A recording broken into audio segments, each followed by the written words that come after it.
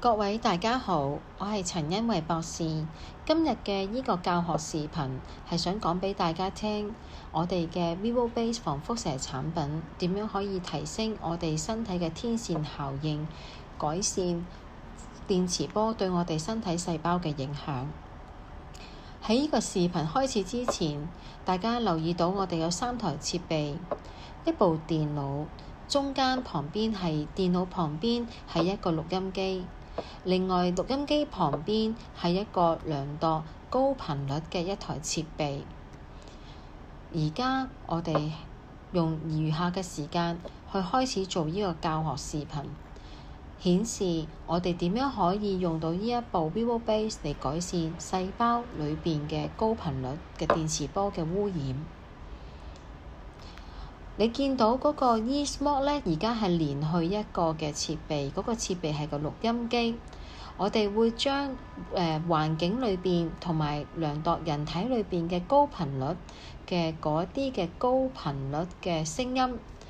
經過呢條 cable， 然之後錄去我哋嘅錄音機裏邊，然之後我哋會再將所有嘅檔案傳去我哋嘅電腦裏邊作分析同對比。我哋會用搜集返嚟嘅聲音去列出一個3維嘅圖表。呢一個設備係非常之敏感，佢可以量度到被接觸嘅人或者係環境裏邊嘅高頻率。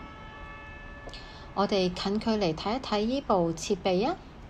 你會見到呢部設備佢上邊顯示有1到10，1至3同4係屬於低嘅水平，綠色嘅嚟顯示，中間係黃色顯示，最高係以紅色顯示。最高嘅就係講緊我哋嘅電磁波，包括我哋嘅手機或者係一啲無線電嘅技術，譬如 WiFi。我哋首先將一條天線插喺一個 HF 嘅位置上邊，呢個位置係代表量度高頻率嘅，隔離嘅 NF 係代表量度低頻率。而家佢開咗部機，你見到 HF 嗰個位置亮咗燈。睇到一個綠色燈亮起，咁即係話佢而家係量度緊呢個環境裏邊嘅高頻率。綠燈代表係安全區域，旁邊有一個嘅按鈕係可以較大細聲嘅。我哋係建議整個過程個大細聲，我哋係唔會更改。我哋用相同嘅一個大細聲嚟到進行以下嘅測試。呢一個係另外一條天線，呢一條天線係專門量度人體嘅。咁我哋一樣，我哋就可以開咗之後，我哋插咗喺嗰度，你都見到隔離有一個嘅較大細聲，我哋亦都唔會搞佢嘅，我哋就會由佢。所以我哋咧會整個過程裏邊，我哋個大細聲嗰度咧，我哋都係會維持一個相同嘅水平，以保持我哋嘅準確度。跟住我會將呢一部設備連去一部錄音機，咁部錄音機就可以將呢個環境或者呢個人體裏邊嘅一個高頻率或者低頻率嘅一個輻射嘅聲音可以攝錄起上嚟啦。咁而家咧，我哋做緊乜嘢咧？佢做緊第一個實驗，就係開咗部 eSMOC 嗰部機15秒量度個環境。跟住佢會將個 eSMOC 嗰部機熄咗，然之後第二個實驗就係量度一個從來冇用過 Vivo Base 嘅一個德國人。首先佢手擺喺一個金屬板上邊去消磁處理咗個靜電先，然之後呢個德國人呢，就關閉咗部機，然之後就要求嗰個德國人接觸呢一個嘅天線去量度佢身體裏邊嘅電磁波高頻率。你會見到而家已經唔係綠色啦，就去到紅色，證明呢個人身體裏邊有好多嘅輻射。咁一樣，我哋都係落15秒。跟住我哋會俾呢個德國人去帶一部攜帶簿 Vivo Base 1個鐘頭。1個鐘頭之後，我哋再做返剛才2個相同嘅實驗。我哋第3個實驗同頭先一樣，我哋會量度個環境15秒。所以我哋會開住部機，然之後我哋會量度個環境15秒，然之後我哋都係用呢一個嘅數碼錄音機去到錄低呢個環境呢15秒裏邊嘅聲音。整個過程大家記住啦，千祈唔好喐到部機，如果唔係就會嗰個檢測嘅結果個實驗就唔準確㗎啦。然之後我哋做第4個實驗，就係當呢個德國女人用完個 Wheelbase 1個小時之後，咁我哋再繼續同佢量度佢身體裏邊嘅嗰個嘅電磁波。所以總共我哋而家錄音機上邊有4個檔案，2個係屬於環境，2個係屬於嗰個德國女人嘅。我哋將呢4個檔案抄去我哋嘅電腦上邊，傳送去我電腦上邊。廠方用咗一個軟件叫 Wavelab Elements 9.5嘅音樂軟件，當然你可以用其他嘅音樂軟件。目的係想做乜嘢呢？目的就係想將我哋剛才錄製嘅嗰個環境嘅聲音、身體裏邊細胞嘅天線效應錄出嚟嘅聲音，變成4個不同嘅檔案，將呢4個檔案並排，然之後用一個3維圖表嘅分析嚟顯示，用咗 Wheelbase 之後，我哋身體嘅天線效應係會大大減低嘅。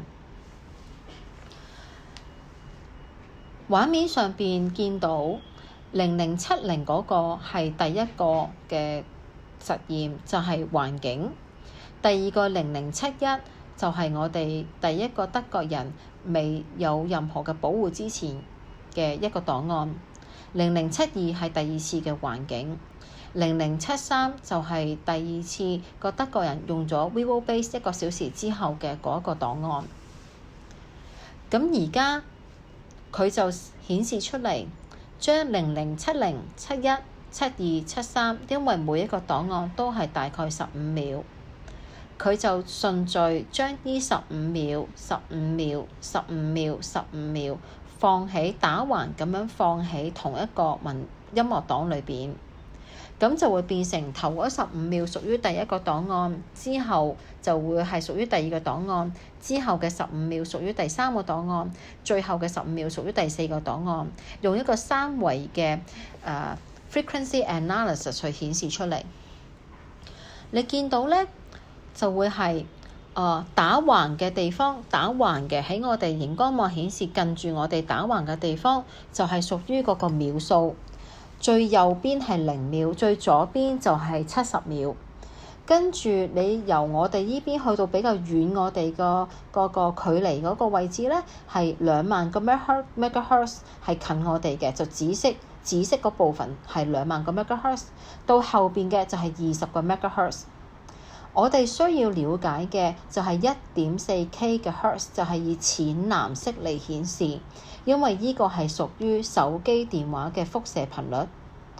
所以大家可以見到最右邊嘅0至15秒環境嗰方面嘅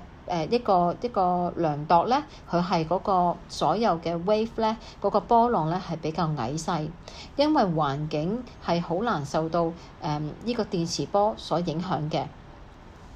跟住嘅第二個16秒開始嘅嗰30秒咧，你就會係見到係嗰個第一次德國人所做嘅檢查。而人體比環境係會更加敏感，因為人體裏邊有大量嘅水分，而水分係信息嘅載體，所以我哋會接收到呢個電磁波嘅信息，而影響到我哋身體嘅天使效應。跟住由31秒開始到45秒嗰段期間呢，就係第二次嘅環境嘅檢測。最後嘅嗰15秒比較近我哋嘅左手邊嘅熒光幕比較矮嘅天線反應嗰個呢，就係個德國人用完 Wheelbase 1個小時之後嘅一個實驗嚟嘅。所以大家請集中去睇返淺藍色嘅部分。淺藍色嘅部分就係你見到當初未用 Wheelbase 之前，佢係比較多尖尖嘅山係比較高，代表佢嘅天線反應係比較敏感。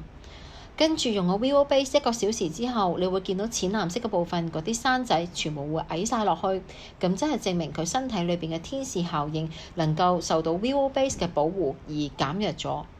所以呢一個嘅視頻係想大家了解 Vivo Base 就係用緊針對水分子嘅結構，讓我哋身體裏邊嘅水分子排列成為一個正電場，正還正，負還負，